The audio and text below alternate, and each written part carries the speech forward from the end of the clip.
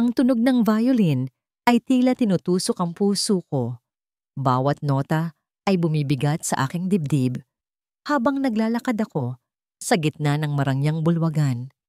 Mga ilaw na kumikinang, mga damit na magarbo, mga ngiti na tila ba peking lahat. Isa itong pagtitipon para sa pag-alis ni Adrian, ang aking asawa, na nagpapanggap na nagpupunta sa malayong bansa para sa isang mahalagang kontrata. Ngunit alam ko at alam nilang lahat dito na ito ay isang pagtatanghala lamang. Isang kamay ang humawak sa aking braso, mahigpit at malamig. Si Doña Elena. Ang kanyang mga mata, kasing talim ng sipit, ay tumitig sa akin. Isabel, anya, ang kanyang tinig ay parang yelo na dumampi sa aking balat. Tandaan mo ang iyong papel. Huwag mong bigyan ng dahilan ang sino man na pag-usapan ng pamilya natin ng masama. Ang kahihiyan mo ay kahihiyan naming lahat. Pinilit kong ngumiti. Ang aking mga labi ay tila ba pinipilipit palayo sa aking muka. Ang kahihiyan. Ito na ang aking pang-araw-araw na pamumuhay sa piling ng pamilya Del Fierro. Ang pagiging asawa ni Adrian ay hindi isang biyaya, kundi isang sumpa na unti-unting umuubos sa saking pagkatao. Lumakad ako palayo sa kanya, patungo sa balkon na may tanawin ng madilim na kalangitan. Dito, sa gitna ng malakas na tugtog, maaari akong huminga kahit sandali. Ngunit ang katahimikan na aking hinahanap ay hindi ko natagpuan. Sa halip, isang imahe ang sumalubong sa aking paningin mula sa malayo. Si Adrian at si Serafina.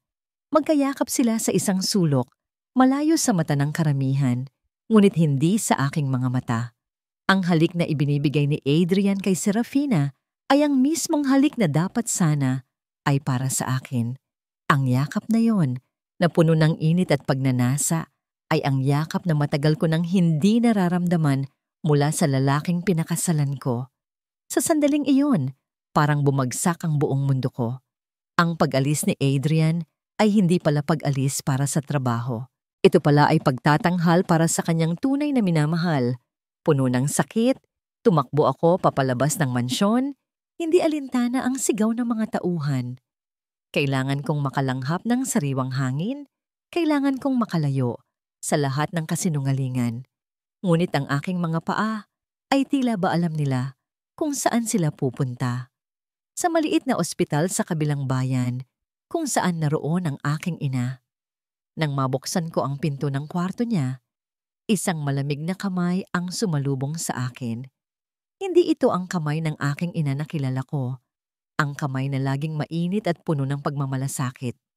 Ito ay malamig. Walang buhay. Ang mga doktor ay nakatayo lang doon. Tahimik. Ang kanilang mga mukha ay nagpapahiwatig ng kawalan ng pag-asa. Naiwan niya po ang sulat na ito. Sabi ng nurse, inabot sa akin ng isang piraso ng papel na tila ba napunit mula sa isang maliit na notebook. Ang sulat ng aking ina. Ang mga salita ay bahagya ng mabasa dahil sa luha na dumaloy sa aking mga mata habang binabasa ko ito. Anak, patawarin mo ako. Hindi ko kinaya. Si Elena, alam niya, kailangan mong maging malakas para sa bata. Bata? Anong bata? Bago pa man ako makahingi ng paliwanag, narinig ko ang malakas na pagbukas ng pinto. Si Adrian. Kasama niya si Serafina. Ang kanilang mga muka ay hindi nagpapakita ng kahit anong bakas ng lungkot. Bagkus ay isang uri ng tagumpay. Anong ginagawa mo rito, Isabel? Tanong ni Adrian. Ang kanyang tinig ay puno ng inis. Nandito kami para makita ang huling sandali ng kaibigan ng nanay mo. Nang makita niya ang sulat sa aking kamay, biglang nagbago ang ekspresyon ni Serafina. Isang bahagyang kislap ng takot ang dumaan sa kanyang mga mata bago niya ito muling tinakpan ng kanyang karaniwang ngisi. Tumingin ako kay Adrian, ang lalaking minahal ko, Ang lalaking sumira sa akin. Bata? Mahina kong tanong. Ang aking tinig ay halos hindi marinig. Anong sinasabi ng nanay ko tungkol sa bata? Adrian. Ngumisi lang si Adrian, lumingon kay Serafina at naglakad papalabas ng silid, kasunod ang kanyang kasintahan. Iniwan nila akong mag-isa, kasama ang malamig na bangkay ng aking ina, ang sulat na puno ng misteryo at ang katotohanang ang lalaking akala ko ay makakasama ko habang buhay ay ang mismong pumatay sa aking mga pangarap. Sa labas ng silid, sa hallway, narinig ko ang kanilang pag-uusap. Sa wakas, sabi ni Serafina, ang kanyang tawa ay tila ba isang ahas na gumagapang. Malaya na tayo, mahal ko. Oo, sagot ni Adrian, at walang makakapigil sa atin. Habang papalayo ang kanilang mga yapak, naiwan ako sa sahig, umiiyak. Ang sulat ng aking ina na hawak ko ay tila ba isang paratang. Ang aking mundo ay tuluyang gumuho. Hindi lang ang aking ina ang nawala.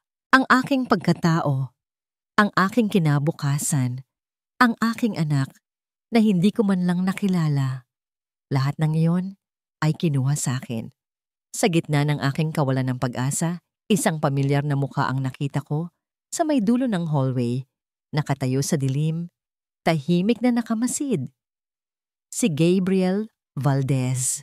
Nakatingin siya sa akin, ang kanyang mga mata ay puno ng kakaibang emosyon na hindi ko mabasa.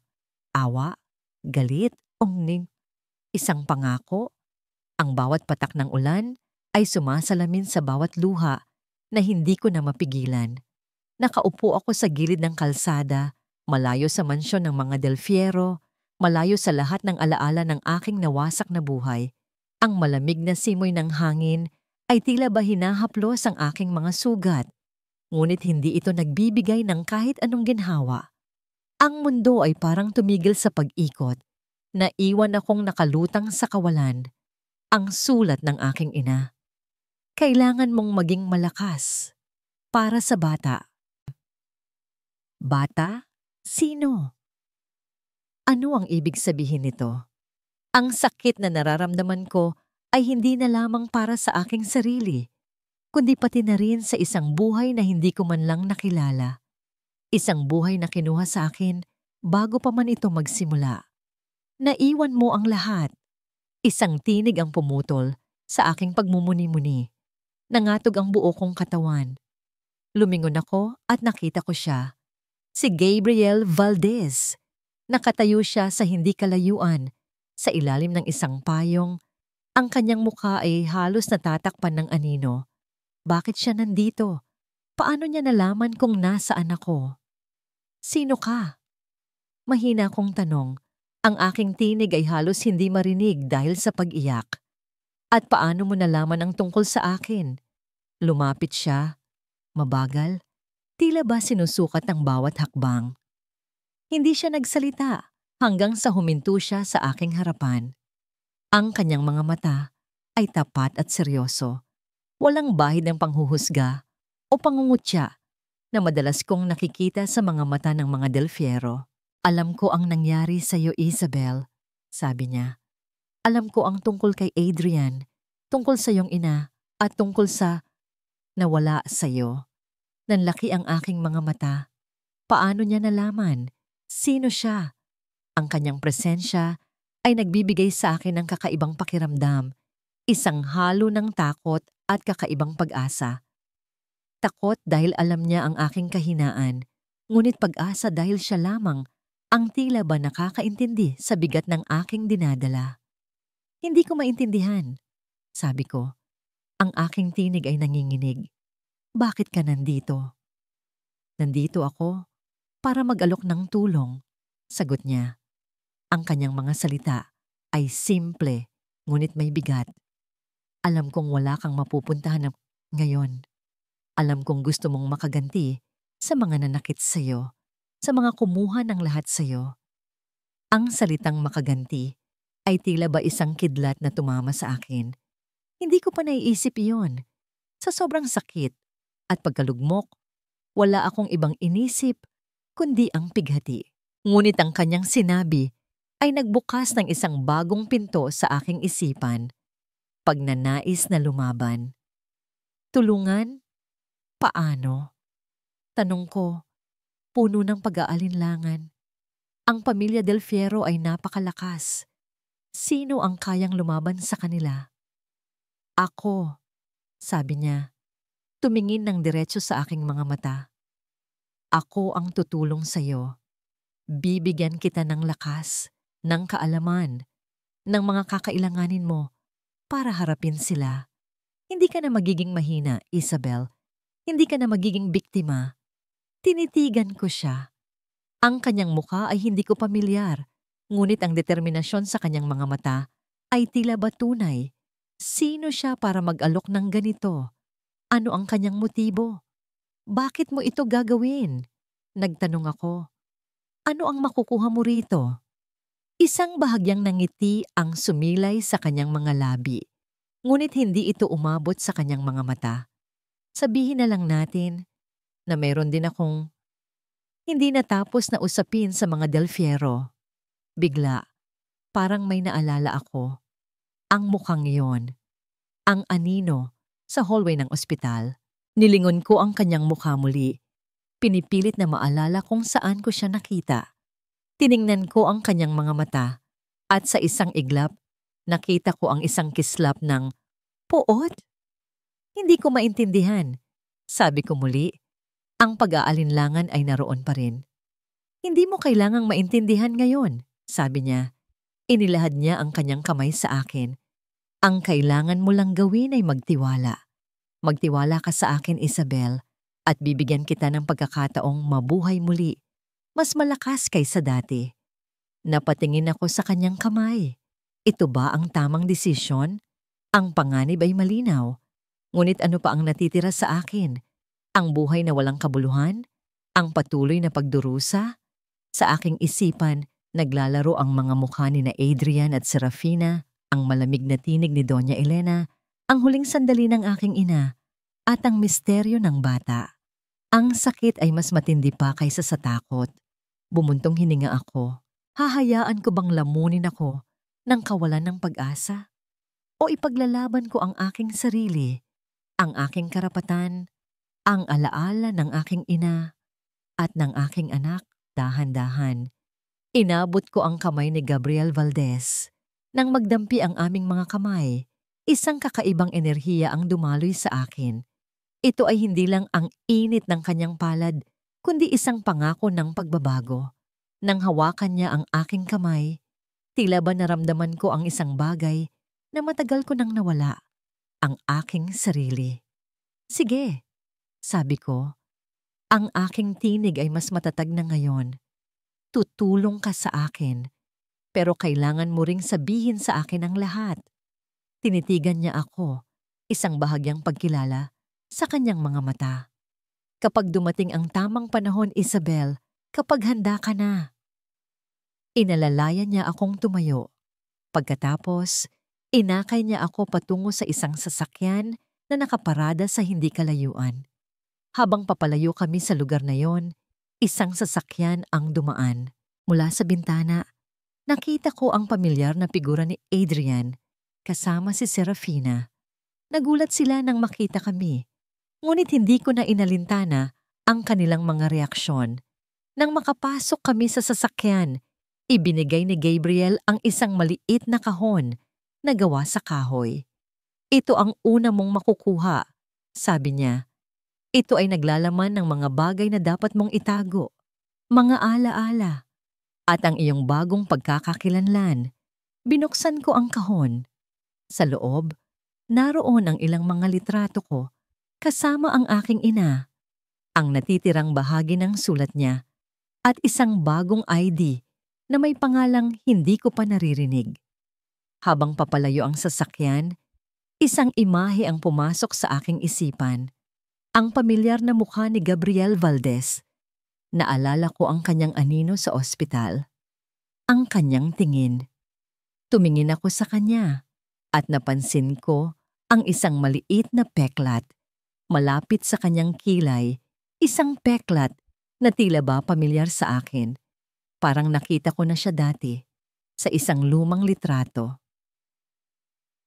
Ang mga araw ay naging linggo at ang mga linggo ay naging isang walang katapusang siklo ng pawis, sakit at pagod. Ang lugar na ito, isang nakatagong training facility na pagmamay-ari ni Gabriel, ay naging bagong tahanan ko. Dito, sa bawat pagod na aking nararamdaman, sa bawat pasa at galos sa aking katawan, tila ba nabubura ang mga bakas ng dating Isabel, na kilala ng lahat. Mas mabilis, Isabel. Sigaw ni Gabriel. Ang kanyang tinig ay malakas at walang emosyon. Bumabagtas sa malawak na training ground. Ang bawat segundo ay mahalaga. Ang bawat pagkakamali ay maaaring magdulot ng kamatayan. Nakikipagbuno ako sa isang punching bag. Ang aking mga kamao ay namamanhid na, ngunit pinipilit ko pa rin. Ang imahe ni Adrian, ni Serafina, ng mukha ng aking ina, ay paulit-ulit na naglalaro sa aking isipan. Nagsisilbing gatong sa aking determinasyon. Hindi ako pwedeng bumigay. Hindi ako pwedeng maging mahina. Ang galit mo ang iyong sandata, sabi ni Gabriel habang pinapanood ang aking bawat kilos. Ngunit ang galit na walang kontrol ay nakakabulag. Kailangan mong matutunan kung paano ito gamitin ng tama. Tinuruan niya ako ng lahat. Paano lumaban gamit ang aking katawan. Paano gumamit ng mga simpleng armas. Paano tumakbo ng hindi napapansin. Paano magtago sa mga anino. Ngunit higit sa lahat, tinuruan niya ako kung paano mag-isip. Ang utak mo ang pinakamalakas mong sandata, paliwanag niya isang gabi, habang pinapanood ko ang mga blueprint ng gusali ng kumpanya ng mga Del Fierro. Kailangan mong maintindihan ang kanilang sistema, ang kanilang kahinaan, ang kanilang mga sikreto.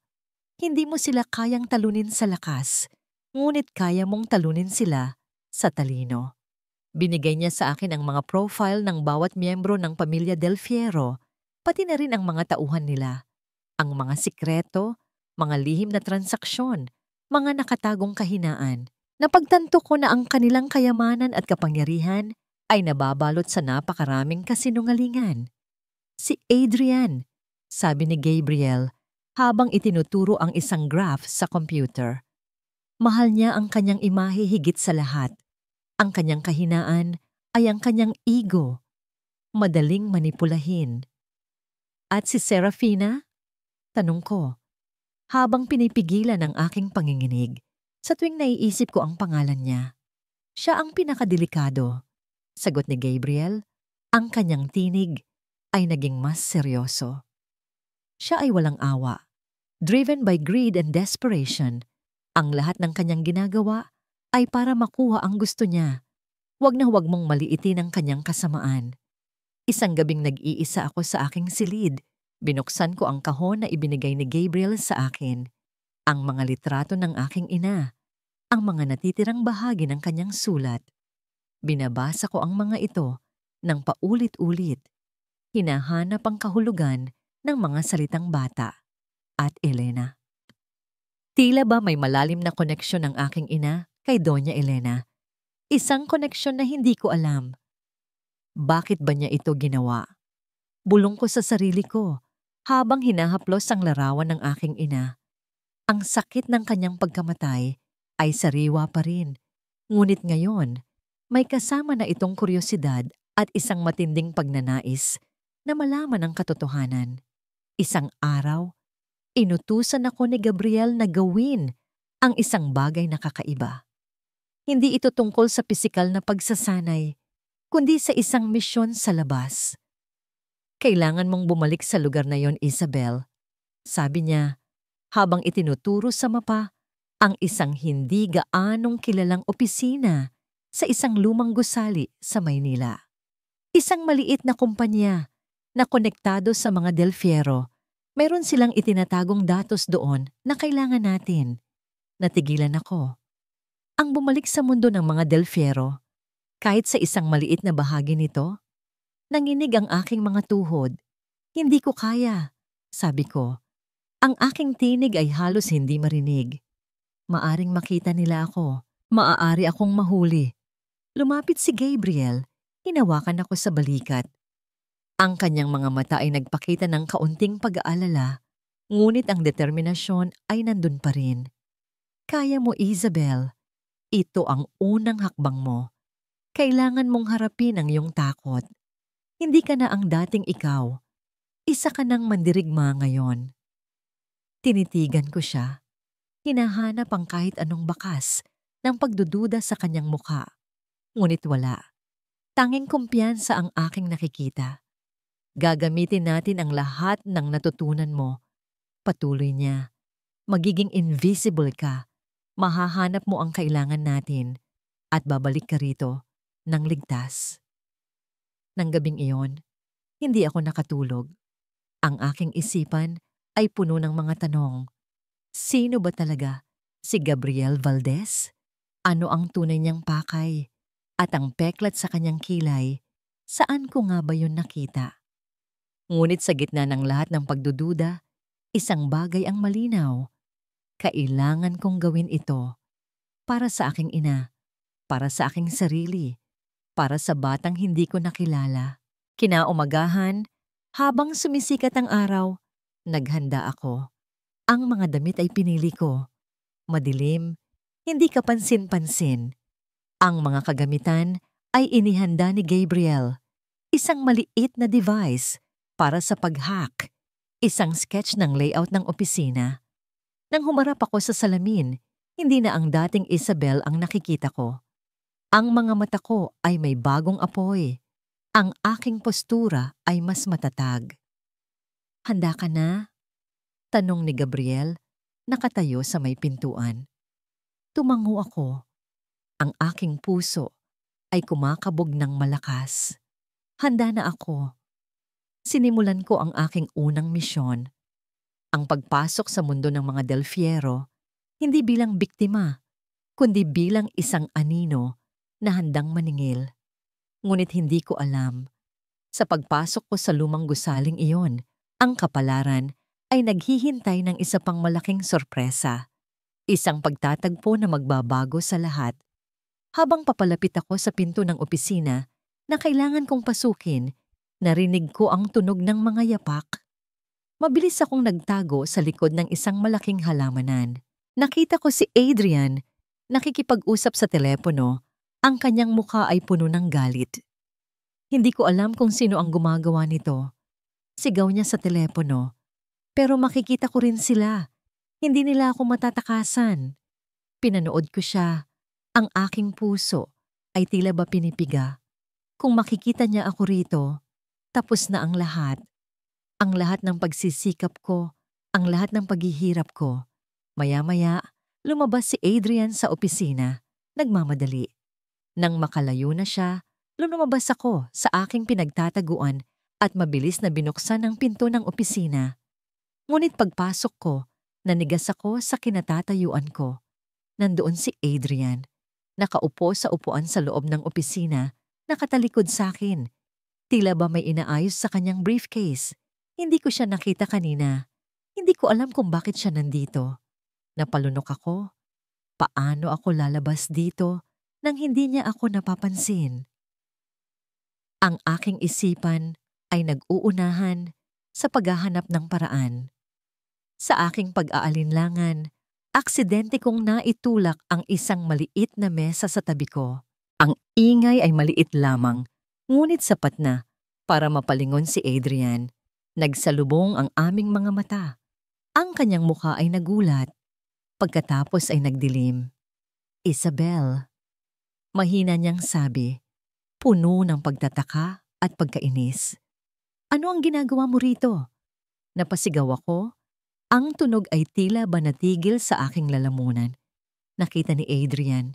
Hindi ko alam kung paano, hindi ko alam bakit, ngunit nandito siya. Ang kanyang mga mata ay nanlalaki sa pagtataka, na mabilis na napalitan ng galit at paghihinala. Ano ang ginagawa mo rito, Isabel?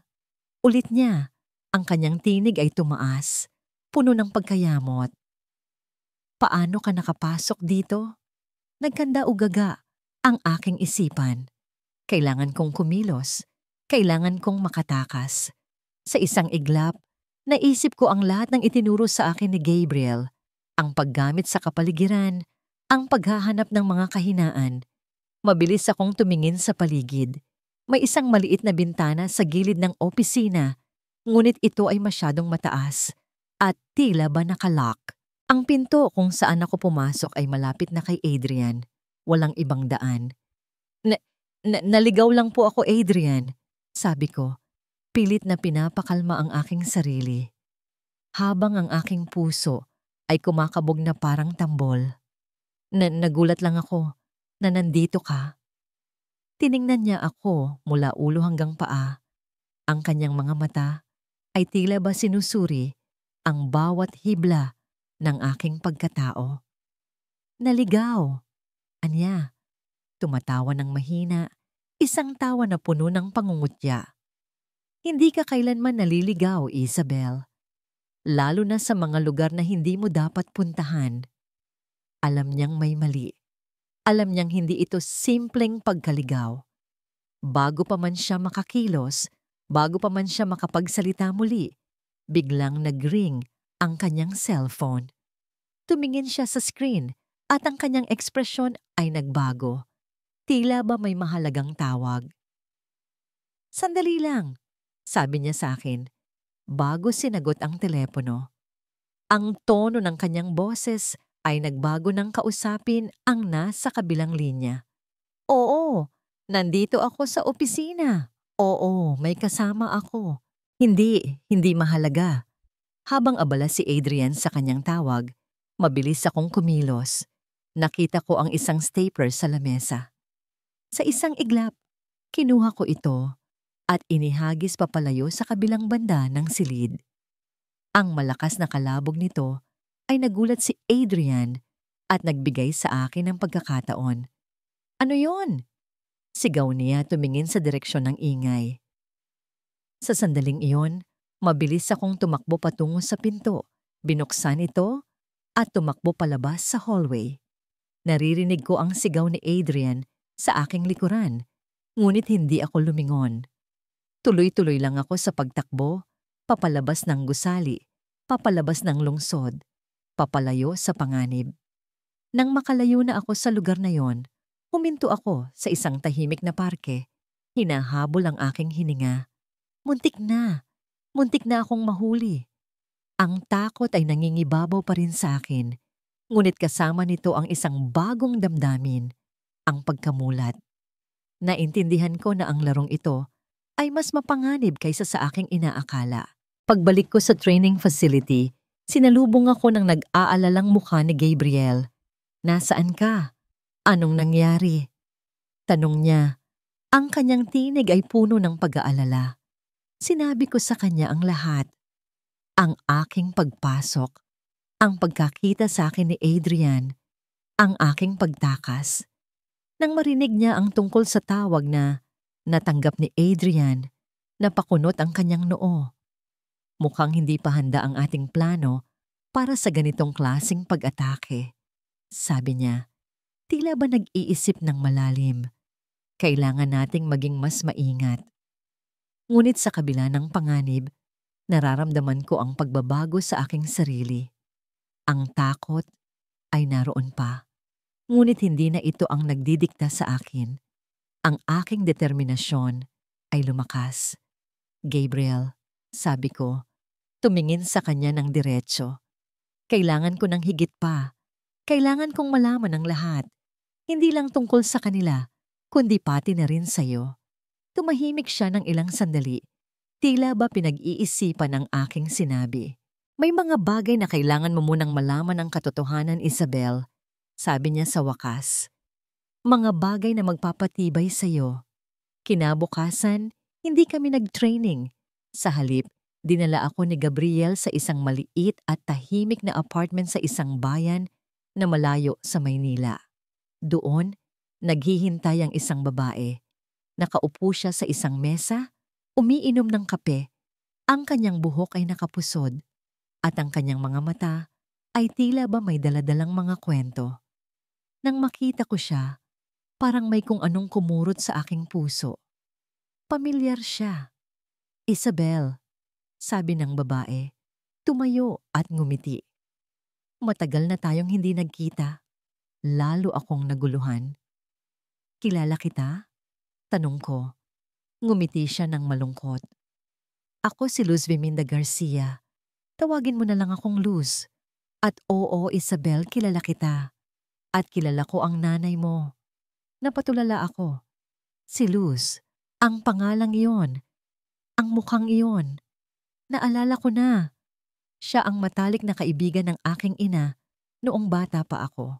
Ang babaeng madalas kong makita sa mga lumang litrato. Ang babaeng tila ba nawala na lang bigla sa buhay namin. Ikaw si Luzon, sabi ko. Hindi makapaniwala. Pero, sabi nila, nawala ka na. Maraming bagay ang nawala, Isabel. Sagot ni Luz, tumingin kay Gabriel. At maraming bagay ang itinago. Pinaupo kami ni Luz sa mesa. Nagtimpla siya ng kape at inihain sa amin. Ang atmosfera ay mabigat. Puno ng mga hindi nasasabing kwento. Alam kong naguguluhan ka, sabi ni Luz, tumingin sa akin. At gusto mong malaman ng lahat. Si Gabriel ay tama. May mga bagay na kailangan mong malaman bago ka lumaban. Mga bagay na magbibigay sa iyo ng lakas. Pagkatapos, nagsimula siyang magsalita. Hindi lamang tungkol sa pamilya Del Fierro, kundi tungkol sa kanyang sarili, sa kanyang nakaraan, at sa koneksyon niya sa aking ina. At sa bawat salitang kanyang binibigkas, unti-unti kong naiintindihan ang lahat. Habang nagsasalita si Luz, binuksan niya ang isang lumang kahon na nasa tabi niya. Sa loob nito, naroon ang mga dokumento, mga sulat, mga lumang litrato. Kinuha niya ang isang litrato, isang larawan ni Mama, ni Luz, at isang batang lalaki na may peklat malapit sa kanyang kilay. Ito si Gabriel noong bata pa siya, sabi ni Luz, sabay abot sa akin ng litrato. Anak siya ng aking matalik na kaibigan, ang kaibigan ng nanay mo. Ang ama ni Gabriel ay naging biktima rin ng mga Del Fierro. Napatingin ako kay Gabriel, ang peklat na yon, ang pamilyar na mukha sa litrato. Lahat ng piraso ay nagsimulang magtagpi-tagpi. Hindi pala ito simpleng pagtulong lamang. Ito ay tungkol sa paghihiganti. Ang iyong ina, patuloy ni Luz, ay alam niya ang mga plano ng pamilya Del Fierro na sirain ang pamilya ni Gabriel. Sinubukan niyang pigilan sila, ngunit hindi niya nagawa. At dahil doon, hindi na niya kailangang tapusin ang pangungusap. Alam ko na, ang pagkamatay ng aking ina ay hindi aksidente. Ito ay bahagi ng plano ng mga Del Fierro. At si Gabriel, hindi lang siya kaibigan. Siya ay may personal na dahilan para labanan sila. Ngayon, sabi ni Luz, tumingin sa akin ng diretso. Alam mo na ang ilan sa mga sikreto. Kailangan mo nang maging handa dahil ang plano ay magsisimula na. Ang tunog ng mga yapak ni Isabel sa labas ng aking kwarto ay tila ba isang paalala. Isang paalala na hindi na ako nag-iisa sa laban na ito. Ngunit sa kabila nito, ang mga anino ng nakaraan ay patuloy na bumabalot sa aking isipan. Mas matindi pa kaysa dati. Nang maiwan ako ni Isabel, agad akong naupo sa aking mesa. Binuksan ko ang pinakalihim na drawer at kinuha ang pinakamahalagang alaala ko. Isang maliit at kupas na litrato. Sa litratong ito, nakangiti ang aking ama. Katabi niya si Isabel's mother, si Maria, at sa pagitan nila, isang batang ako. Ang aking mga ngipin ay kulang pa, at ang aking mga mata ay puno ng walang hanggang sigla. Kasama rin doon si Luz, na noon ay mas bata pa, masigla, at puno ng pangarap. Hindi ko makakalimutan ang araw na yon.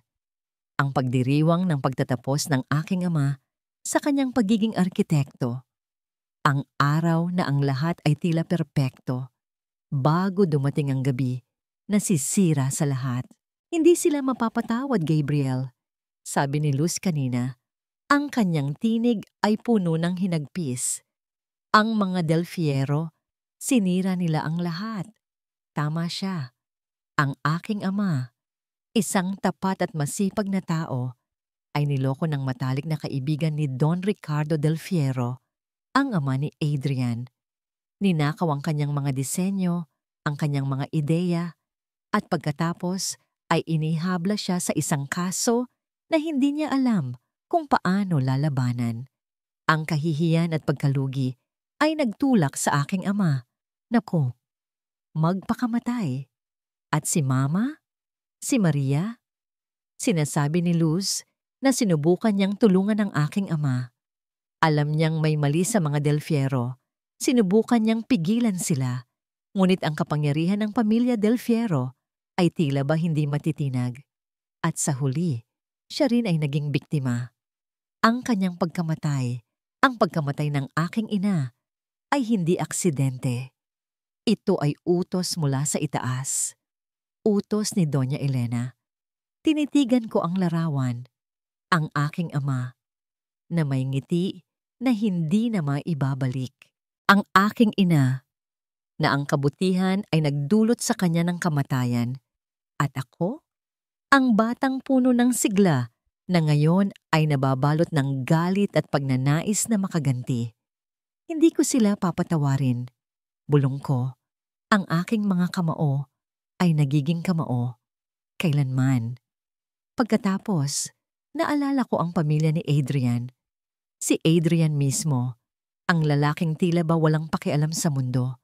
Maliban sa kanyang sariling kasiyahan, hindi niya alam. Ngunit ang bawat pagtawa niya, bawat pagmamayabang niya, ay lalo lamang nagpapatibay sa aking determinasyon. Hindi ka na mag-isa, Gabriel, sabi ni Isabel kanina, pagkatapos niyang malaman ang lahat. Ang kanyang mga mata ay puno ng pag-unawa at determinasyon. Gagawin natin ito ng magkasama. Ang kanyang mga salita ay nagbigay sa akin ng lakas. Si Isabel, ang babaeng muntik nang mawasak ng mga Del Fierro, ang babaeng nakakaintindi sa sakit ng pagkawala. Siya ang aking kakampi. Siya ang aking pag-asa. Ngunit hindi pa tapos ang laban. Kailangan naming kumilos ng mabilis. Si Adrian ay nagsisimula ng maghinala. Nakita niya si Isabel sa opisina. Kahit na nagawa niyang makatakas, ang kanyang presensya doon ay nagtanim na ng binhi ng pagdududa sa isipan ni Adrian. Kailangan natin siyang guluhin, sabi ko kay Isabel at Luz pagkatapos ng kanilang pag-uusap. Kailangan nating ipakita sa kanya na hindi siya ligtas, na ang kanyang mundo ay unti-unting guguho.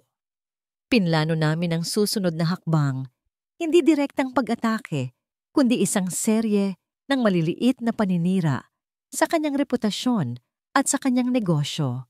Isang bagay na magpaparamdam sa kanya ng kawalan ng kontrol. Kinaumagahan, nagising ako ng maaga. Kailangan kong gawin ang isang bagay na personal. Isang bagay na magpapaalala kay Adrian kung sino talaga siya. Pumunta ako sa isa sa mga pinakamatatag na kumpanya na may kaugnayan sa mga Del Fierro.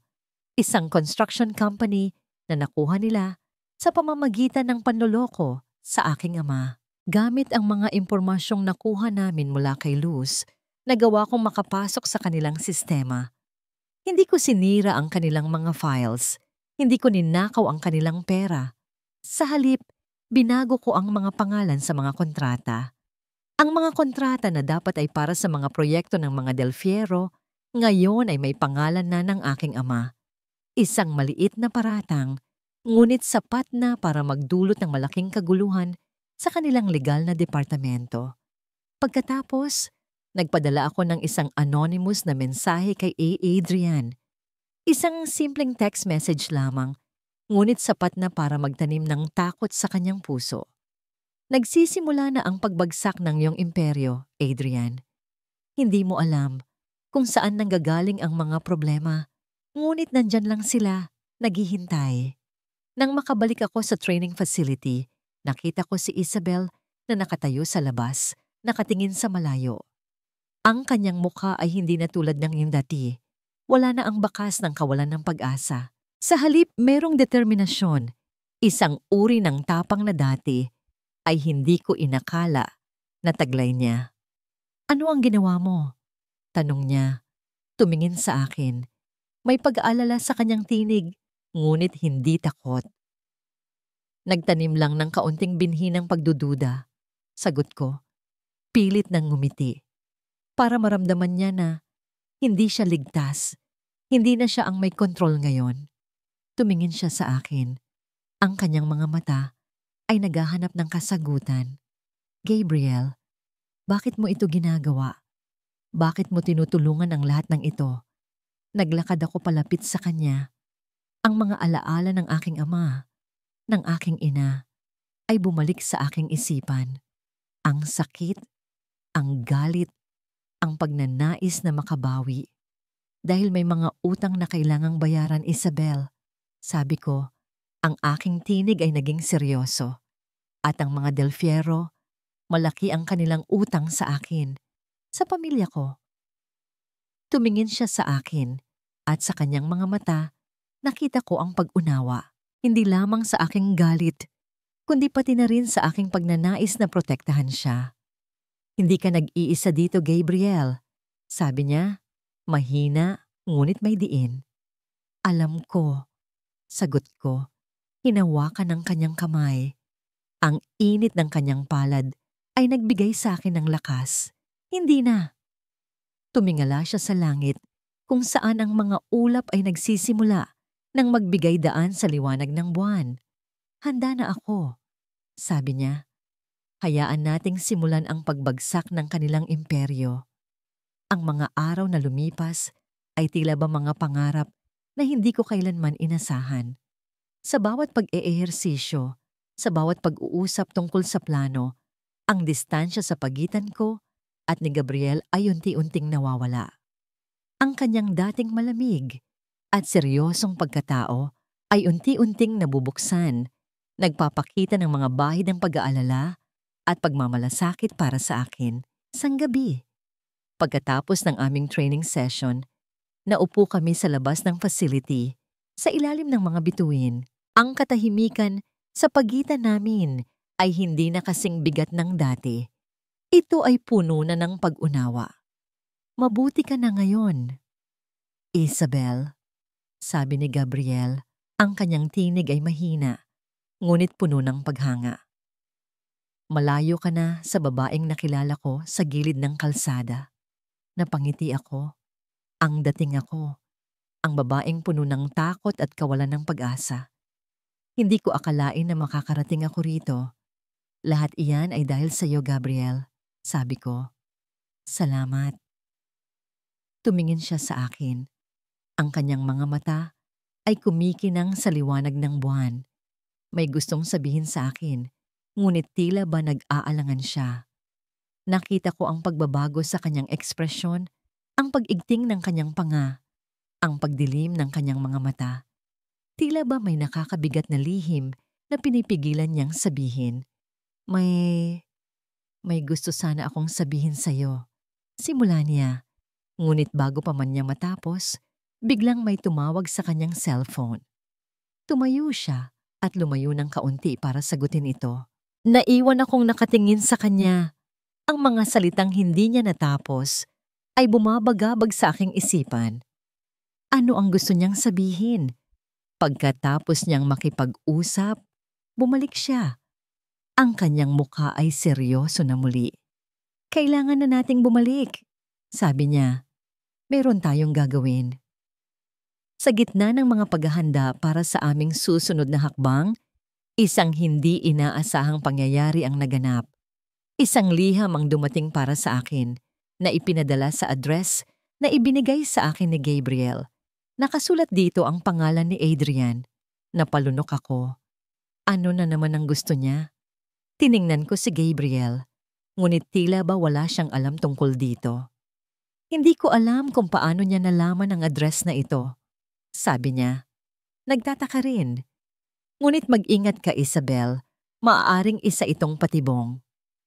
Binuksan ko ang liham. Ang mga salita ay malumanay, puno ng pagpapanggap. Hiningi niya ang aking tawad. Sabi niya, nagsisisi na siya sa lahat. Hinihiling niyang magkita kami, kahit saglit lang, para makapag-usap. Para makapagpaalam, ang sabi sa liham. Ang puso ko ay nagluluksa pa rin sa aking ina. At sa mga nawalang pagkakataon, ang biglaang pag-alok ng tawad ni Adrian ay nagdulot ng pagkalito sa akin. Ito ba ay totoo? O isa lamang itong mas masahol na laro? Hindi ako papayag, sabi ni Gabriel nang mabasa niya ang liham. Delikado yan, Isabel. Huwag kang maniwala sa kanya. Ngunit Gabriel, sabi ko, tinitimbang ang aking mga pagpipilian. Kung hindi ko ito gagawin, paano ko malalaman kung ano ang tunay niyang pakay? Paano ko malalaman kung ano ang nasa likod ng iyong lahat ng pang ito? Matapos ang mahabang pagtatalo, napilitan si Gabriel na pumayag, ngunit may kondisyon. Sasamahan niya ako sa malayo. Hindi niya ako iiwan. Nang magkita kami ni Adrian sa isang tahimik na coffee shop, ang paligid ay tila ba nakikisimpatiya sa aking nararamdaman. Ang aking mga kamay ay nanginginig habang hawak ko ang tasa ng kape. Isabel, simula ni Adrian, ang kanyang tinig ay tila ba puno ng sinseridad. Patawarin mo ako. Nagkamali ako. Sobra. Nakinig lang ako. Pinipilit na hindi ipakita ang aking emosyon. Ang kanyang mga salita ay tila ba kinakabisan niya mula sa isang script. Ang nangyari sa nanay mo, alam kong nasaktan ka. Patuloy niya. Ang kanyang mga mata ay tila ba may bahid ng lungkot. Pero sana maintindihan mo, ginawa niya iyon para sa kapakanan ng lahat, para hindi na lumala ang sitwasyon. Napatigil ako. Para sa kapakanan ng lahat? Tanong ko. Ang aking tinig ay tila ba hindi makapaniwala. Anong ibig mong sabihin? Tumingin si Adrian sa paligid, tila ba natatakot na may makarinig. Ang nanay ko, sabi niya, bumulong.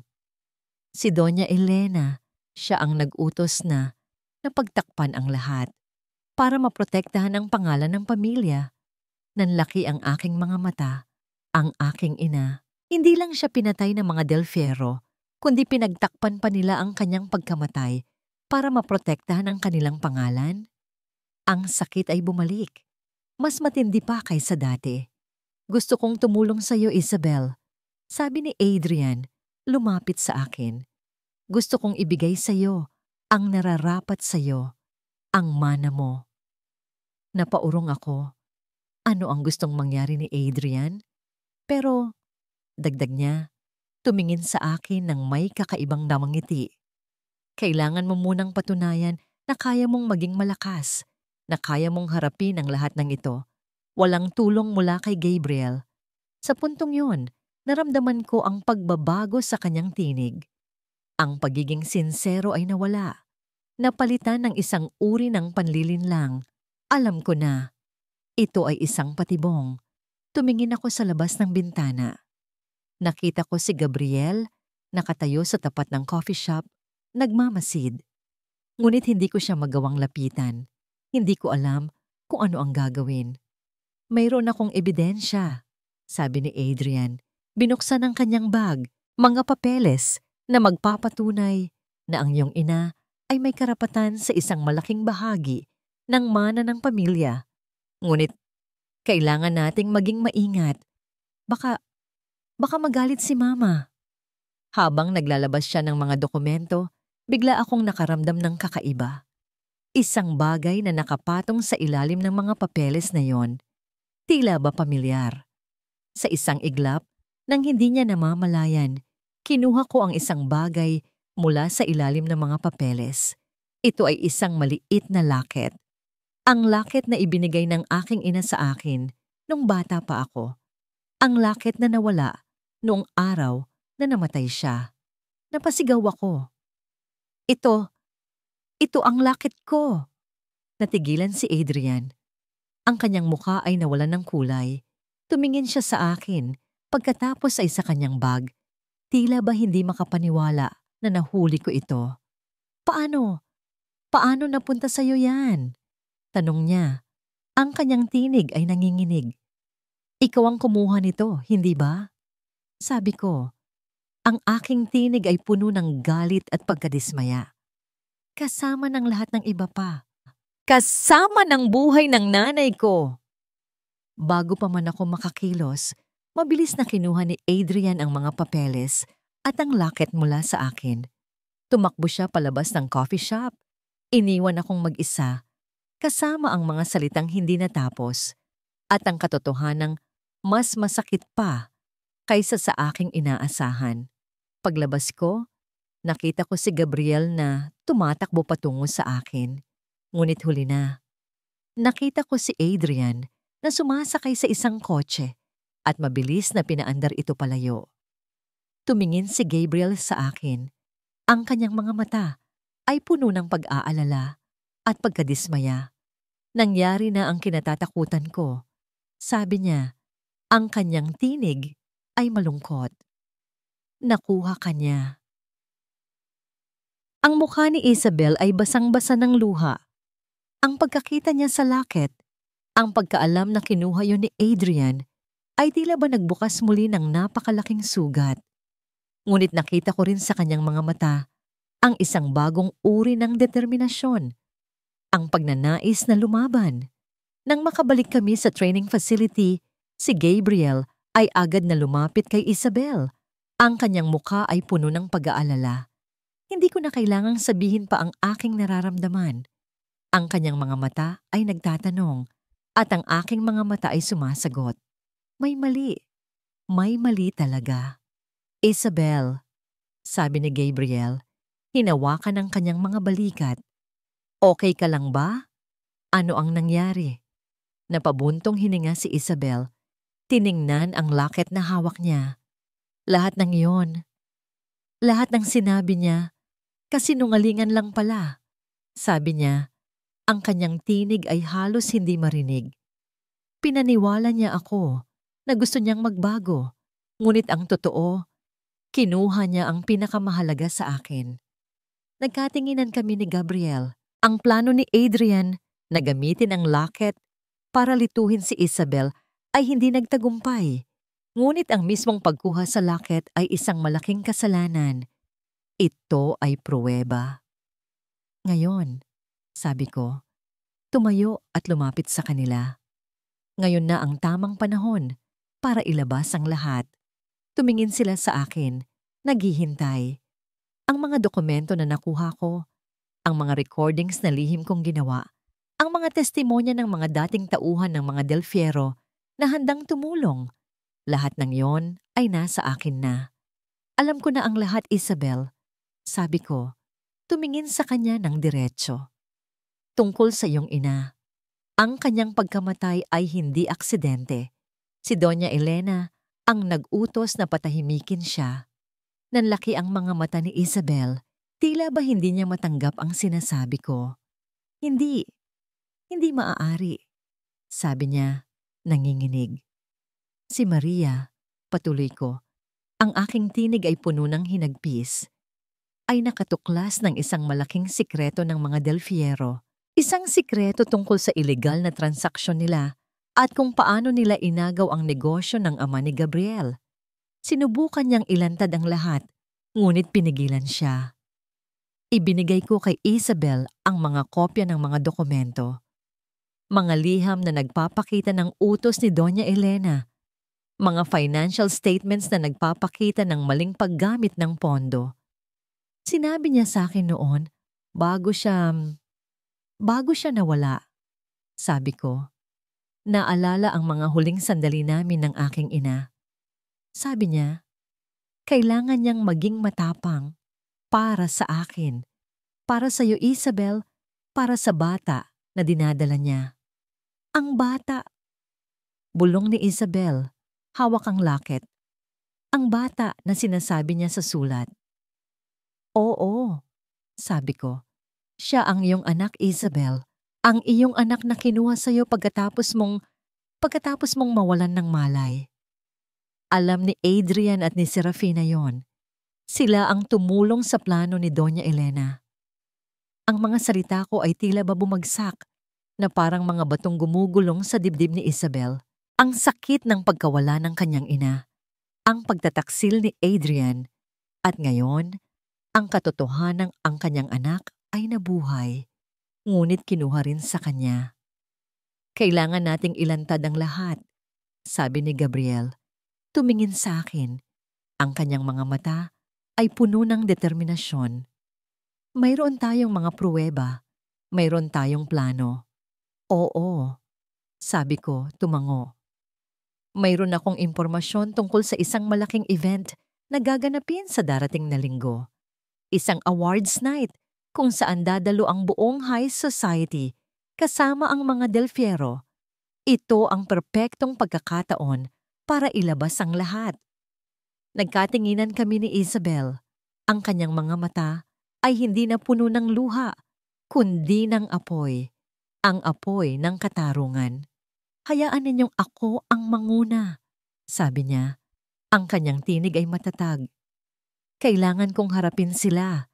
Kailangan kong sabihin sa mundo kung sino talaga sila. Binigyan ko siya ng isang USB drive. Nasa loob nito ang lahat ng ebidensya, sabi ko. Mga recordings, mga dokumento, mga litrato. At ito rin ang magiging susi para ma-access ang kanilang mga bank accounts. Ang pera na ninakaw nila mula sa iyo at sa pamilya ni Gabriel. Maraming salamat, Luz, sabi ni Isabel. Niyakap ako ng mahigpit. Hindi ko ito magagawa nang wala ka. Kailangan mong maging malakas, anak, sabi ko. Niyakap siya pabalik. Para sa iyong ina, para sa iyong anak, para sa iyong sarili. Nang gabing iyon, hindi na ako makatulog. Ang mga alaala ng aking kabataan, ng aking kaibigan na si Maria, ay bumalik sa aking isipan. Ang kanyang tapang, ang kanyang pagnanais na ipaglaban ang tama.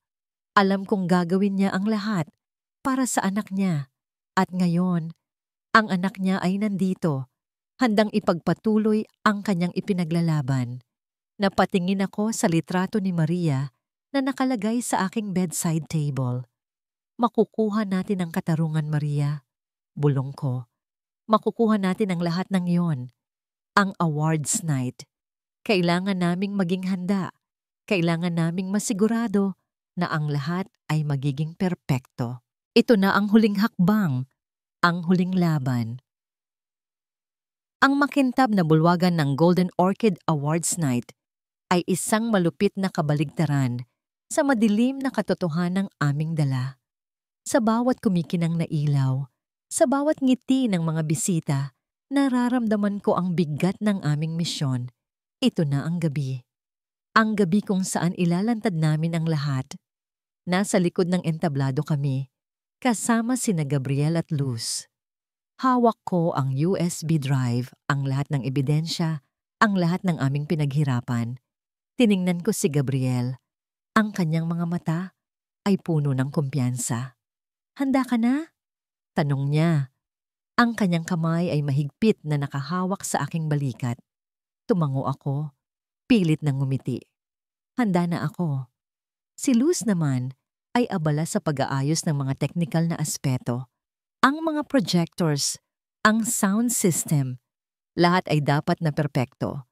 Kailangan naming masigurado na ang bawat isa sa bulwagang ito at ang mga nanonood sa buong mundo ay makakarinig ng aming mensahe.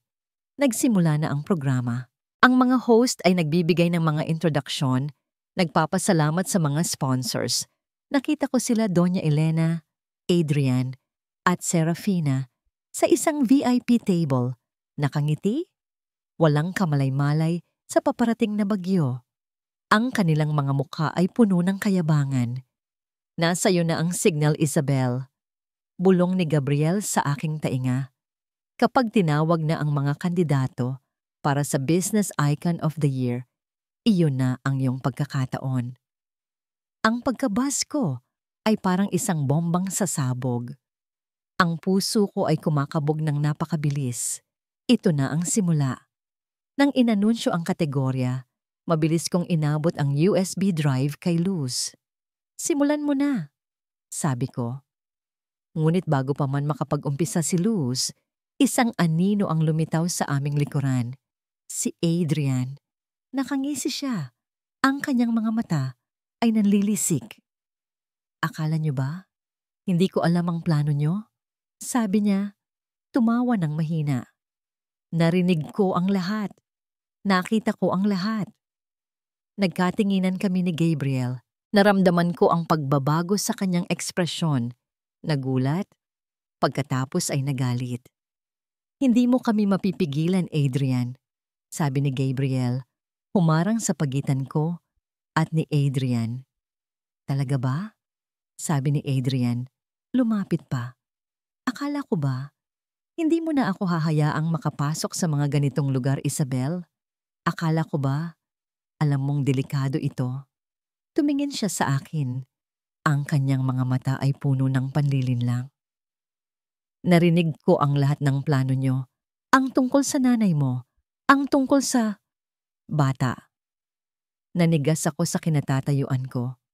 Alam niya ang tungkol sa bata. Paano? Akala mo ba, ganoon kadali ang lahat? Patuloy ni Adrian, tumawa ng malakas. Akala mo ba, basta-basta na lang namin kayo hahayaan? Biglang may lumabas na mga lalaki mula sa mga anino, mga security guards na nakasuot ng itim, ngunit hindi sila ang karaniwang security. Ang kanilang mga kilos ay may disiplina, tila ba mga sundalo. Kunin niyo ang babaeng iyon, sabi ni Adrian, itinuro ako. At ang lalaking iyon, nagsimulang magkagulo. Sinubukan ni Gabriel na ipagtanggol kami, ngunit ang mga lalaki ay napakarami at napakalakas. Nakita ko si Luz na pilit na pinindot ang ilang mga buton sa kanyang device. Sinusubukang ipadala ang mga ebidensya, ngunit tila ba na-disable ang sistema. Hindi mo magagawa yan, Adrian, sigaw ni Luz. Masyado nang huli, Luz, sabi ni Adrian tumingin sa akin. Ang kanyang ngisi ay mas lumaki pa. Hindi na kailangang mag-alala pa si Mama. Tapos na ang lahat. Sa gitna ng kaguluhan, napansin ko ang isang bagay.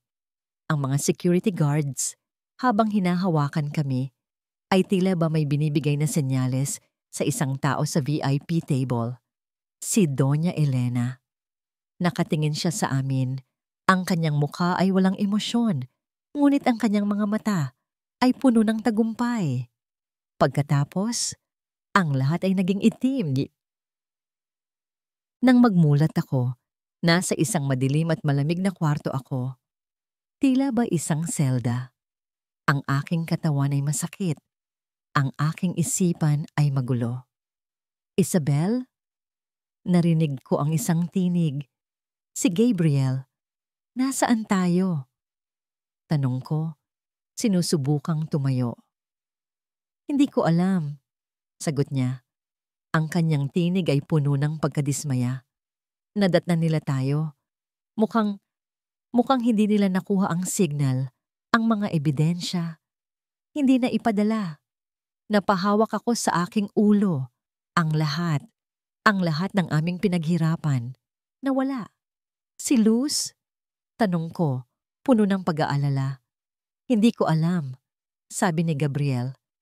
Nang huli kong nakita siya, sinusubukan niyang tumakas. Ang kawalan ng pag-asa ay bumalot sa akin. Ang aking ina, ang aking anak, ang aking paglalakbay para sa katarungan. Lahat ng iyon ay tila ba nauwi sa wala. Ang mga Del Fierro ay nanalo. Sila ay mananatiling malakas. At ako? Ako ay makukulong dito, naghihintay sa aking kapalaran. Biglang bumukas ang pinto. Pumasok si Adrian, kasama si Serafina. Nakangisi sila. Ang kanilang mga mukha ay puno ng tagumpay. Mukhang hindi naging maganda ang iyong gabi, Isabel, sabi ni Adrian, tumingin sa akin na parang isang kriminal. Inakala mo ba talaga na kaya mong talunin ang pamilya Del Fierro? Saan niyo dinala si Luz? Tanong ko. Pilit na pinapakalma ang aking sarili. Nasa ligtas siyang lugar, sabi ni Serafina. Tumawa. Para hindi na siya makagulo pa. Nakita ko ang takot sa mga mata ni Gabriel. Alam namin pareho kung ano ang ibig sabihin yon. At ang bata? Tanong ko. Tumingin kay Adrian. Nasaan ang aking anak? Nagkatinginan sina Adrian at Serafina pagkatapos ay tumawa ng malakas. Anak, sabi ni Adrian, hindi mo na kailangang mag-alala tungkol doon dahil wala na yon. Napasigaw ako. Hindi! Oo, Isabel, sabi ni Serafina. Ang kanyang tinig ay puno ng kasamaan. Namatay ang iyong anak. Hindi ito nakayanan ng mahina mong katawan. Ang mga salita niya ay parang mga patalim na tumusok sa aking puso. Ang aking anak. Namatay. Ang lahat ng aking pangarap, ang lahat ng aking pag-asa, ay biglang naglaho. Naramdaman ko na lamang ang kawalan ng lakas, ang kawalan ng pag-asa. Ang aking mundo ay tuluyang gumuho. Naramdaman ko ang kamay ni Gabriel na humawak sa akin. Ngunit hindi ko na maramdaman ang init nito. Para akong nakalutang sa kawalan, puno ng sakit at pagkawala. Napaluhod ako sa sahig, umiiyak. Ang aking ina, ang aking anak, ang aking paglalakbay. Lahat ay nauwi sa wala. Ang reyna ay bumagsak, ang kanyang kaharian ay nawasak, at ang mga halimaw na gumawa nito ay nagtagumpay. Ang aking mga braso ay nanghihina. Ang aking katawan ay punong-puno ng mga pasa. Nakahiga ako sa isang malamig na sahig. Ang aking mga mata ay nakatitig sa kawalan. Ang mga salita ni Adrian at Serafina ay paulit-ulit na bumabagyo sa aking isipan. Namatay ang iyong anak. Naramdaman ko ang kamay ni Isabel sa aking tabi. Mahina, nanginginig. Nakayakap siya sa kanyang mga tuhod. Ang kanyang katawan ay nanginginig. Ang dating apoy sa kanyang mga mata ay napalitan ng kawalan. Ang dating determinasyon ay natabunan ng isang malalim na kawalan ng pag-asa. Hindi maaari, bulong niya, paulit-ulit. Ang anak ko, hindi. Gusto kong sabihin sa kanya na hindi totoo ang sinabi nila. Gusto kong sabihin na maling impormasyon lang iyon. Ngunit alam ko, sa kaibuturan ng aking puso, na ang mga Del Ferro ay hindi magdadalawang isip na gamitin ang pinakamasakit na kasinungalingan para durugin kami. At kung totoo man ang sinabi nila, hindi ko alam kung paano pa kami makakabangon. Sa gitna ng aking kawalan ng pag-asa, may narinig akong mahinang tunog, mga yapak. Hindi ito ang mga yapak ng mga gwardiya. Ito ay mas banayad, mas pamilyar. Gabriel! Isabel! Isang tinig. Mahina, ngunit puno ng pag-asa. Si Luz. Napaangat kami ng tingin. Si Luz, bagamat halatang may mga sugat at pasa, ay naglalakad papunta sa amin. May dala-dala siyang maliit na bag. Ang kanyang muka ay puno ng determinasyon. Kahit na ang kanyang katawan ay tila ba nanghihina. Paano ka nakalabas? Tanong ko, hindi makapaniwala. May nagbukas ng pinto, sabi niya, humihingal. Isang tao na nagbabayad ng kanyang utang na loob sa mga Del Fierro. Nakita niya ang pagkakataon. Hindi ko alam kung sino siya, ngunit siya ang nagligtas sa akin. Inilapag ni Luz ang kanyang bag. Alam kong hindi ito ang katapusan, sabi niya. Tumingin kay Isabel. Alam kong gusto nilang durugin tayo, ngunit hindi sila magtatagumpay. Lumuhod siya sa harap ni Isabel. Hinawakan ang kanyang mga kamay. Isabel, anak. Hindi ito ang katapusan ng iyong kwento. Ang nanay mo.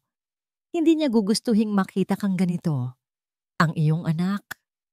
Kahit na ano pa ang nangyari, ang pagmamahal mo sa kanya ay hindi mawawala. Tumingin si Isabel kay Luz. Ang kanyang mga mata ay nagpapakita ng bahagyang kislap ng pag-asa. Ngunit, paano, Luz? Paano pa tayo lalaban? Wala na tayong ebidensya, wala na tayong lakas. Hindi pa tayo tapos, sabi ni Luz. May tinig na puno ng pag-asa. Mayroon pa tayong isang bagay na hindi nila kayang kunin sa atin. Ang katotohanan. Binuksan ni Luz ang kanyang bag. Sa loob nito, hindi lamang mga damit, kundi pati na rin ang ilang mga bagay na tila balihim niyang itinago. Isang maliit na USB drive at isang lumang notebook. Habang nasa kulungan ako, paliwanag ni Luz, naisip kong kailangan ko ng plano. Naisip ko na baka hindi natin magawa ang plano natin sa awards night. Kaya, naghanda ako.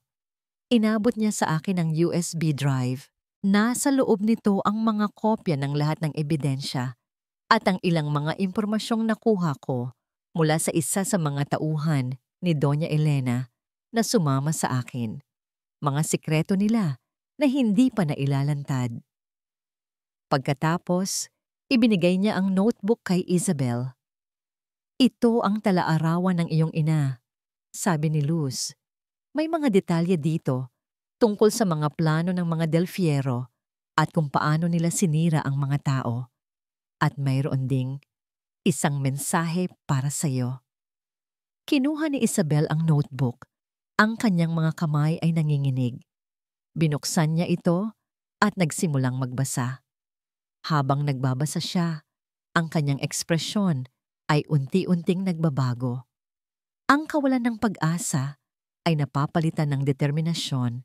Ang sakit ay nagiging galit. Ang aking ina. Bulong niya. Hindi siya sumuko. Hindi siya nagpatalo. Tumingin siya sa amin ni Gabriel. Ang kanyang mga mata ay nagniningning muli. Hindi na ito ang mga mata ng isang biktima. Ito na ang mga mata ng isang mandirigma. Hindi nila tayo kayang durugin. Sabi niya, ang kanyang tinig ay matatag. Hindi nila tayo kayang pigilan. Ngunit paano? Tanong ko. Si Adrian at Doña Elena, hawak nila ang lahat at ang ating mga ebidensya. Hindi pa sila tapos, sabi ni Luz, tumingin sa akin. Mayroon pa tayong isang paraan. Isang paraan para ma-access ang mga impormasyon na nasa USB drive na ito. Alam ko ang isang tao. Isang dating empleyado ng mga Del Fierro na mayroon pa ring access sa kanilang network. Siya ang makakatulong sa atin. Sino siya? Tanong ko. Siya ay isang taong may malaking utang na loob sa nanay mo. Sagot ni Luz. At mayroon din siyang sariling dahilan para labanan ang mga Del Fierro. Siya ang magiging ating susi. Naisip ko ang aking ama, ang kanyang paghihiganti, ang aking paghihiganti. Ngayon, kasama si Isabel at Luz, hindi na ito tungkol lamang sa aking personal na paghihiganti. Ito ay tungkol na sa pagbibigay ng katarungan sa lahat ng mga biktima ng mga Del Fierro. Kailangan nating kumilos ng mabilis, sabi ko. Habang hindi pa nila nalalaman na nakalabas na tayo, kailangan nating makipag-ugnayan sa taong yan. Tumango si Isabel. Gagawin natin ito, sabi niya. Tumingin sa akin at kay Luz. Para sa aking ina, para sa aking anak, para sa katarungan. Sa kabila ng lahat ng sakit at pagkawala, isang maliit na mitya ng pag-asa ang nagsimulang sumibol mula sa abo ng aming pagkatalo. Ang laban ay hindi pa tapos. Ito ay nagsisimula pa lamang. Ang hangin sa likod ng entablado ay malamig. Ngunit ang init na bumabalot sa aking puso ay higit pa sa anumang lamig. Ang hawak kong USB drive ay tila ba isang bomba na naghihintay lamang ng tamang oras para sumabog. Nakatingin ako kay Gabriel. Ang kanyang mga mata ay nagbibigay ng lakas at kumpiyansa. Nasa tabi ko si Luz, na tila ba alam na alam ang bawat anggulo ng teknolohiya na kailangan para sa aming plano. Nasa iyo na ang lahat, Isabel, sabi ni Gabriel. Ang kanyang tinig ay mahina, ngunit puno ng pagmamahal. Kapag nagsimula ka na, Hindi na tayo pwedeng umatras. Tumango ako. Ang imahe ng aking ina, ang alaala ng aking anak, ang sakit na idinulot sa akin ng mga Del Fiero, lahat iyon ay nagbibigay sa akin ng lakas. Handa na ako. Nagpatuloy ang programa. Ang mga host ay nagpapakilala ng mga nominadong panauhin. Nakita ko sila, Doña Elena, Adrian at Serafina, sa kanilang VIP table. Nakangisi, tila ba wala silang kamuwang-muwang sa paparating na pagbagsak. Ngayon na, sabi ni Luz, tinapik ang aking braso. Ang unang bahagi ng plano ay ang pagkuha ng atensyon. Kailangan mong umakyat sa entablado kapag tinawag ang most influential business leader. Nanginginig ang aking mga kamay, ngunit pinilit kong itago ito. Nang inanunsyo ang kategorya, mabilis akong tumayo. Hinawakan ni Gabriel ang aking kamay bago ako umalis. Laban lang, sabi niya. Pagdating ko sa gilid ng entablado, naghintay ako ng tamang pagkakataon. Nang magsimula ang mga host na basahin ang mga nominasyon, mabilis akong umakyat. Sa simula, nagulat ang lahat. Ang mga host ay natigilan. Ang mga kamera ay nakatutok sa akin. Isabel Reyes? Sabi ng host, hindi makapaniwala. Anong ginagawa mo rito? Ngumiti ako. Isang nangiti na puno ng determinasyon. Nandito ako para ibigay ang isang mensahe. Sabi ko, ang aking tinig ay malakas at malinaw na umalingaw-ngaw sa buong bulwagan. Isang mensahe na kailangang marinig ng lahat. Bago pa man sila makapag-react, agad kong inabot ang USB drive kay Luz na nasa gilid ng entablado, malapit sa control room. Mabilis siyang kumilos, isinaksak ang drive sa computer. Narito ang lahat ng mga nominadong panauhin, sabi ko. Tumingin sa direksyon ni Doña Elena, Adrian at Serafina. Ngunit sa likod ng kanilang mga magarbo at malilinis na pangalan, mayroon silang itinatagong madilim na lihim. Nakita ko ang pagbabago sa mukha ni Adrian. Ang kanyang nangisi ay nawala. Napalitan ng pagtataka at pagkairita. Si Doña Elena naman ay nanatiling kalmado, ngunit ang kanyang mga mata ay tila ba nagsasabi ng panganib. Ang pamilya Del Fiero. Sabi ko, ang aking tinig ay lumakas. Ay hindi lamang isang negosyong imperyo. Ito ay isang organisasyon na itinayo sa kasinungalingan, pandaraya at pagpatay. Nagsimula ng mag-usap ang mga tao. Ang mga host ay hindi alam kung ano ang gagawin. Ngunit sa likod ng entablado, si Luz ay nagtagumpay. Ang mga malalaking screen sa bulwagan ay biglang nag-ilaw. Ngunit hindi ito ang mga nominasyon. Ito ay mga litrato, mga dokumento, mga recordings. Ang unang lumabas ay ang mga financial records, nagpapakita ng maling paggamit ng pondo, ang pagnanakaw mula sa mga proyekto, ang panloloko sa mga shareholders. Nakita ko ang pagkabigla sa mukha ni Adrian. Si Doña Elena naman ay nanatiling tahimik, ngunit ang kanyang mga kamao ay nakakuyom. Ito ang bunga ng kanilang kasakiman, sabi ko. Ang dahilan kung bakit maraming tao ang nawalan ng kabuhayan, kabilang na ang aking ama at ang ama ni Gabriel. Pagkatapos, lumabas ang mga litrato. Mga litrato ng aking ina, nakasama si Luz at ang batang si Gabriel. At sa tabi nito, ang mga litrato na nagpapakita ng mga lihim na transaksyon, ang mga meetings na nagpapatunay sa kanilang mga krimen. Ang aking ina, sabi ko, ang aking tinig ay nanginginig, ngunit puno ng tapang. Si Maria Reyes, hindi siya namatay sa isang aksidente. Siya ay pinatay. Pinatay ni Doña Elena dahil natuklasan niya ang lahat ng ito. Narinig ko ang paghinga ng pagkabigla mula sa mga bisita. Ang mga bulungan ay lumakas. Si Doña Elena ay tumayo. Ang kanyang mukha ay pula sa galit. Iyan ay kasinungalingan. Sigaw niya. Hindi totoo iyan. Ngunit bago pa man niya matapos ang kanyang sinasabi, nagpatuloy ang slideshow, ang mga recordings, ang mga tinig ni na Doña Elena at Adrian nagpaplano ng kanilang mga krim. Ang tinig ni Serafina na nag-aamin sa kanyang mga kasalanan. At ang pinakamalupit sa lahat, isang recording kung saan si Adrian at Serafina ay nag-uusap tungkol sa bata. Hindi ko na kaya pang itago, sabi ng tinig ni Adrian sa recording. Namatay ang bata dahil sa kahinaan ni Isabel. Mabuti na lang at nawala na yon. Wala nang problema. Napasigaw ako. Ang aking anak. Ang aking anak na sinasabi nilang namatay. Ang kanilang pag-amin ay hindi nagpapakita ng kahit anong pagsisisi, kundi lamang ng pagiging walang pakialam. Sa sandaling iyon, pumasok si Gabriel at Luz sa entablado.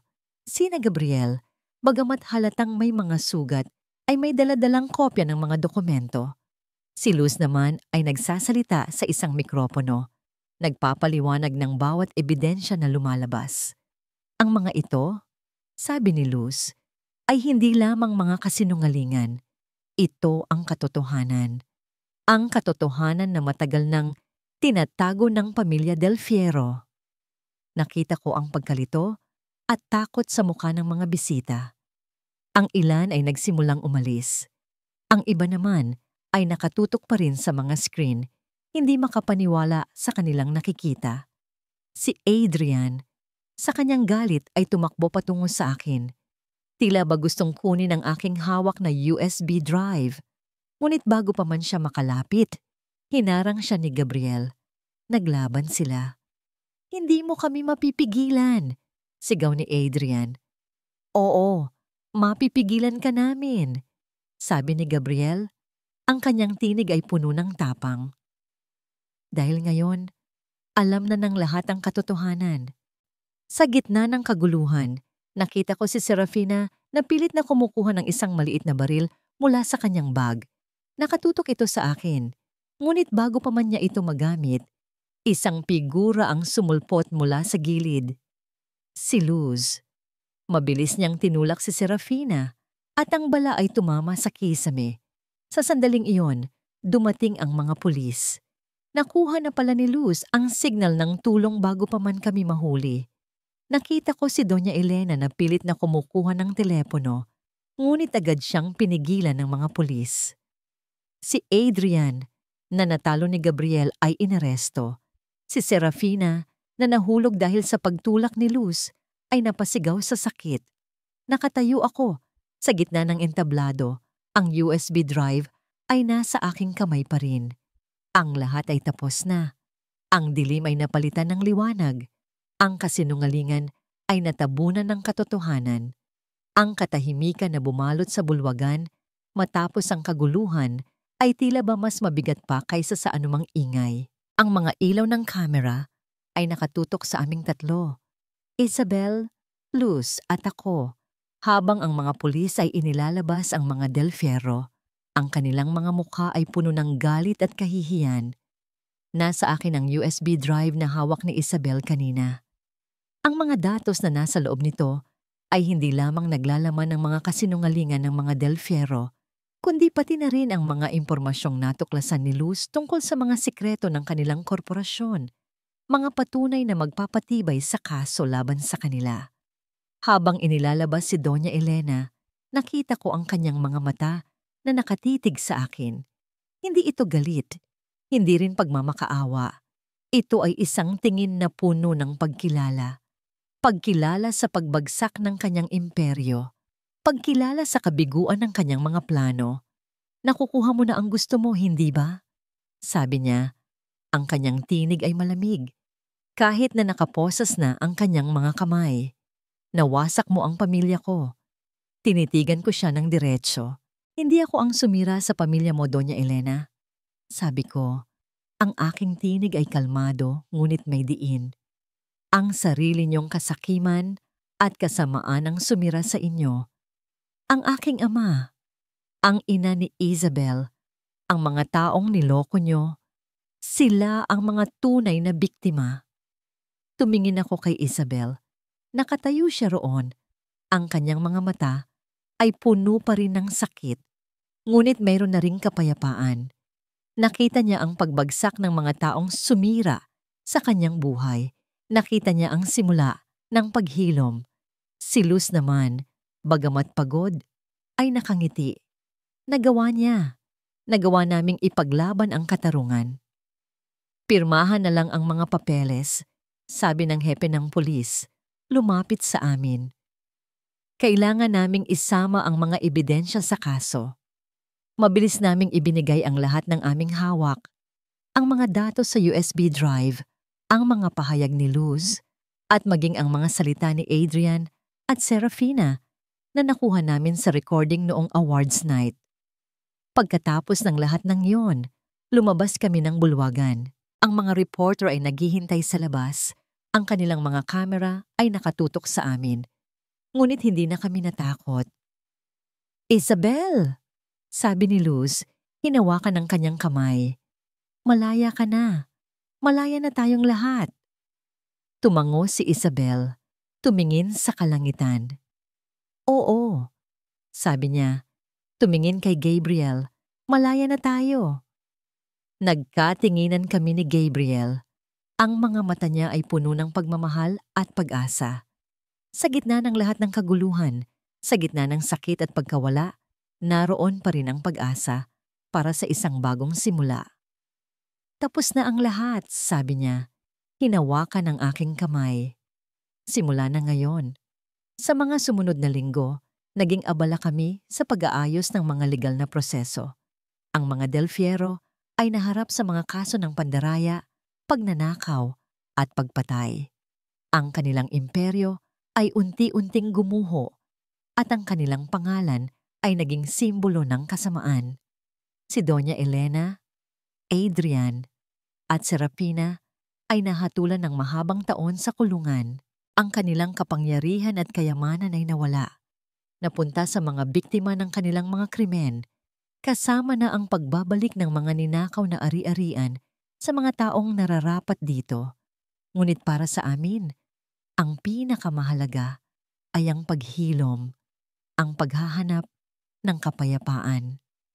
"Isabel," sabi ni Gabriel isang araw, habang kami ay naglalakad sa isang tahimik na parke, malayo sa Maynila. Naisip ko, gusto mo bang magsimula ng bago? Tumingin ako sa kanya. Ang kanyang mga mata ay puno ng pag-asa. "Bago?" tanong ko. "Oo," sabi niya. "Sa ibang bansa, sa isang lugar kung saan hindi ka kilala, kung saan maaari kang magsimula muli, kasama ako." Napangiti ako.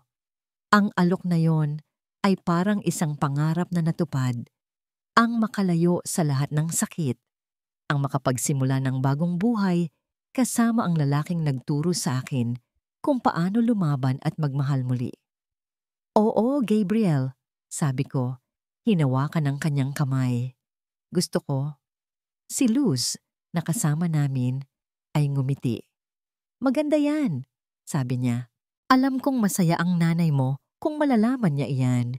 Napatigil ako. Ang aking ina, ang aking anak, ang mga nawala sa akin. Ngunit hindi na sila ang tanging nagbibigay kahulugan sa aking buhay. Mayroon na akong Gabriel, mayroon na akong pag-asa, at higit sa lahat, mayroon na akong sarili ko. Ang simoy ng hangin mula sa dagat ay banayad, may daladalang alat at ang pangako ng isang bagong araw. Nakaupo kami ni Gabriel sa dalampasigan. Ang mga alon ay marahang humahalik sa aming mga paa. Ang araw ay sumisikat, nagbibigay ng kulay rosas at gintong liwanag sa kalangitan. Isang perpektong larawan ng pag-asa na aming natagpuan. "Maganda rito, hindi ba?" sabi ni Gabriel. Ang kanyang tinig ay puno ng kasiyahan. Hawak niya ang aking kamay. Ang aming mga daliri ay magkasalubong. Ngumiti ako. "Oo," sagot ko. "Mas maganda kaysa sa inaakala ko." Mula nang umalis kami sa Pilipinas, Mula nang iwanan namin ang lahat ng sakit at pighati, ang bawat araw ay tila ba isang biyaya. Dito, sa maliit na bayan sa Europa na ito, walang nakakakilala sa amin. Walang mga alaala ng nakaraan na bumabagabag sa amin. Kami lamang ang dalawa, nagsisimula ng aming bagong buhay. Naalala mo pa ba nung una tayong nagkita? Tanong ni Gabriel. Tumingin sa akin. Ang kanyang mga mata ay kumikinang. Nang makita mo akong nakatayo sa dilim, pagkatapos ng lahat ng nangyari, tumawa ako. Paano ko makakalimutan? Akala ko noon, isa ka sa mga taong magpapalala pa ng aking sitwasyon. Ngunit hindi, sabi niya, hinigpitan ng hawak sa aking kamay. Nandito ako para tulungan ka. Nandito ako para ibigay sa'yo ang lahat ng hindi mo naramdaman noon. Nagtagal ang aming pag-uusap tungkol sa nakaraan, ngunit hindi ito puno ng sakit. Sa halip, puno ito ng pag-unawa at pagtanggap. Pinag-usapan namin ang aking ina, ang aking anak. Ang mga alaala ay nandyan pa, ngunit hindi na sila ang nagdidikta sa aming mga buhay. Hindi na sila ang nagiging sanhi ng aming pagdurusa. Naisip ko, sabi ni Gabriel, tila ba may malalim na iniisip. Gusto mo bang magsimula ng isang bagay dito? Isang maliit na negosyo? Siguro isang cafe? O isang bookstore? Napangiti ako. Ang mga pangarap na tila ba nawala na ay unti-unting nagbabalik. Gusto ko, sabi ko. Gusto kong magtayo ng isang lugar kung saan ang mga tao ay maaaring makahanap ng kapayapaan at kung saan maaari akong tumulong sa iba na tulad ko noon. Magaling, sabi niya, niyakap ako ng mahigpit. Gagawin natin yan, magkasama. Habang naglalakad kami sa bayan, nakita namin ang mga tao na nagpupunta sa kanilang mga gawain. Ang kanilang mga mukha ay puno ng kasiyahan, walang bakas ng takot o pag-aalinlangan. Naisip ko si Luz. Alam kong ligtas na siya ngayon, marahil ay nasa ibang lugar na rin, nagsisimula ng kanyang bagong buhay. Sana ay masaya siya. Sana ay naging mapayapa na rin ang kanyang puso. Ang lakit na nasa aking leeg ay mainit sa aking balat. Hindi na ito isang paalala ng sakit, kundi isang simbolo ng aking paglalakbay. Simbolo ng aking lakas. Simbolo ng pagmamahal ng aking ina na hindi kailanman nawala. Naisip ko rin ang aking anak. Hindi ko man siya nakasama, alam kong nagmamahal ako sa kanya. At ang pagmamahal na yon ay hindi kailanman mawawala. Marahil, sa isang lugar, siya ay nasa payapa na. Isabel, sabi ni Gabriel, tumigil kami sa isang tulay na may tanawin ng ilog. Mahal kita. Tumingin ako sa kanya. Ang aking puso ay puno ng kaligayahan. Mahal din kita, Gabriel, sabi ko. Mahal kita higit pa sa akala mo. Sa gitna ng pagmamahalan namin, napagtanto ko ang isang bagay. Ang paglalakbay na ito ay hindi lamang tungkol sa paghihiganti. Ito ay tungkol sa paghahanap ng katarungan, paghilom ng mga sugat, at paghahanap ng bagong pag-ibig at bagong buhay. Nawala ang lahat sa akin, sabi ko, tumingin sa kalangitan. Ngunit sa huli, natagpuan ko ang aking sarili at natagpuan ko ang pag-ibig na tunay. Niyakap niya ako at sa yakap na yon, naramdaman ko ang kapayapaan. Ang kapayapaan na matagal ko nang hinahanap. Ang kapayapaan na nagsisimula ng isang bagong umaga, isang bagong pag-ibig. Habang papalubog ang araw at ang mga bituin ay nagsisimulang kumislap, naglakad kami palayo. Hawak ang kamay ng isa't isa, patungo sa aming bagong buhay. Isang buhay na puno ng pag-asa, pagmamahal, at katarungan.